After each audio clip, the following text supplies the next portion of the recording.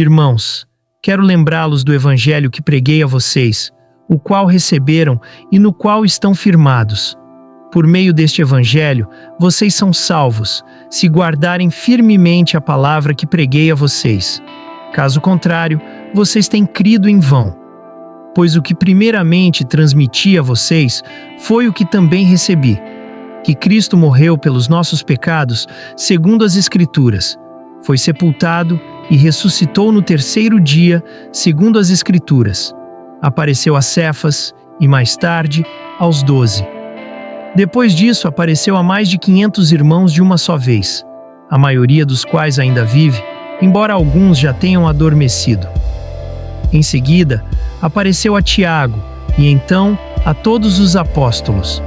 Finalmente, como a um que nasceu fora de tempo, apareceu também a mim, pois eu sou o menor dos apóstolos e nem sequer mereço ser chamado apóstolo, porque persegui a igreja de Deus. Mas pela graça de Deus, sou o que sou, e a sua graça para comigo não foi inútil. Antes, trabalhei mais do que todos eles. Contudo, não eu, mas a graça de Deus comigo. Portanto, quer tenha sido eu, quer tenham sido eles, é isto que pregamos, e é nisto que vocês creram. Ora, se é pregado que Cristo ressuscitou dentre os mortos, como alguns de vocês dizem que não existe ressurreição dos mortos? Se não há ressurreição dos mortos, Cristo não ressuscitou. Se Cristo não ressuscitou, é inútil a nossa pregação, como também é inútil a fé que vocês têm. Mais que isso, seremos considerados falsas testemunhas de Deus, pois contra ele testemunhamos que ressuscitou a Cristo dentre os mortos. Mas se os mortos não ressuscitam, ele também não ressuscitou a Cristo. Pois, se os mortos não ressuscitam, então Cristo não ressuscitou. Se Cristo não ressuscitou, a fé que vocês têm é inútil, e ainda estão nos seus pecados. Nesse caso, também os que dormiram em Cristo pereceram.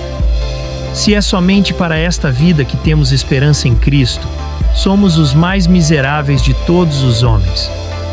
Contudo, de fato, Cristo ressuscitou dentre os mortos, sendo ele as primícias entre aqueles que dormiram. Visto que a morte veio por meio de um homem, também a ressurreição dos mortos veio por meio de um homem. Da mesma forma que em Adão todos morrem, em Cristo todos voltarão a viver. Mas cada um por sua vez. Cristo, as primícias. Depois, quando ele vier, os que lhe pertencem.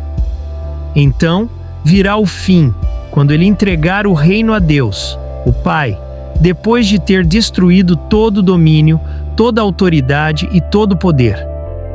Pois é necessário que ele reine até que todos os seus inimigos sejam postos debaixo dos seus pés. O último inimigo a ser destruído é a morte, porque ele sujeitou todas as coisas debaixo dos seus pés. Ora, quando se diz que todas as coisas lhe foram sujeitas, fica claro que isso não inclui o próprio Deus, que submeteu a Cristo todas as coisas. Quando, porém, tudo estiver sujeito a ele, então o próprio Filho se sujeitará àquele que todas as coisas lhe sujeitou, a fim de que Deus seja tudo em todos. Se não há ressurreição, o que farão aqueles que se batizam por causa dos mortos?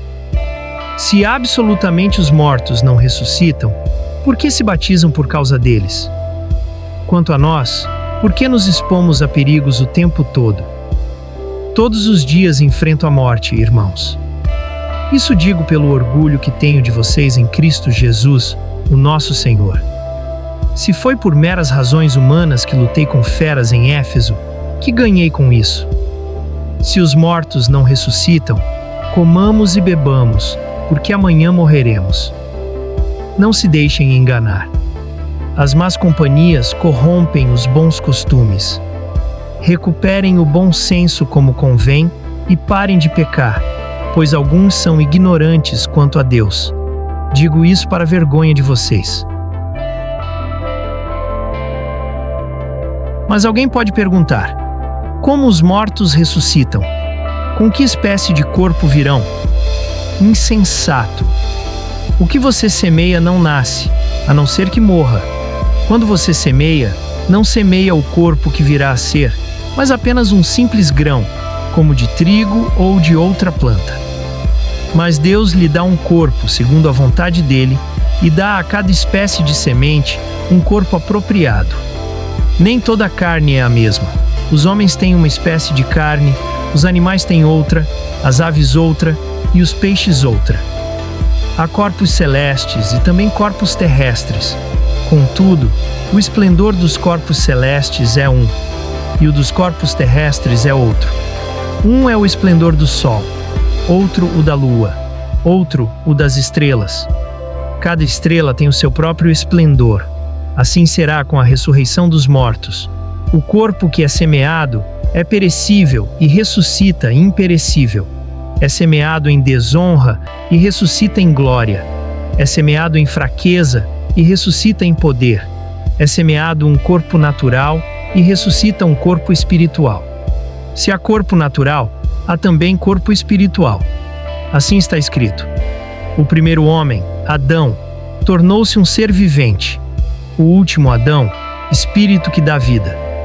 Não foi o espiritual que veio primeiro, mas o natural. Depois dele, o espiritual.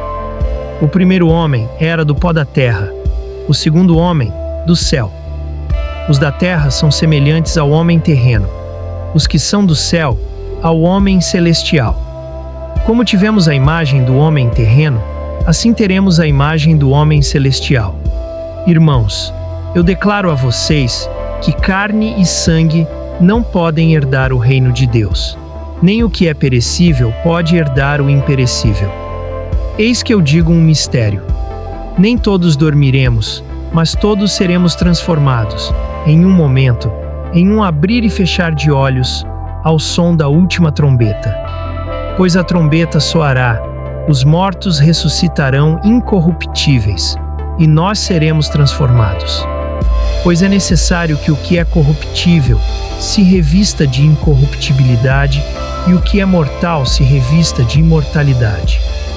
Quando, porém, o que é corruptível se revestir de incorruptibilidade e o que é mortal de imortalidade, então se cumprirá a palavra que está escrita: a morte foi tragada pela vitória. Onde está, ó morte, a sua vitória? Onde está, ó morte, o seu aguilhão? O aguilhão da morte é o pecado, e o poder do pecado é a lei. Mas graças a Deus que nos dá a vitória por meio do nosso Senhor Jesus Cristo. Portanto, meus amados irmãos, mantenham-se firmes e inabaláveis. Sejam sempre dedicados à obra do Senhor, pois vocês sabem que no Senhor o trabalho de vocês não é inútil.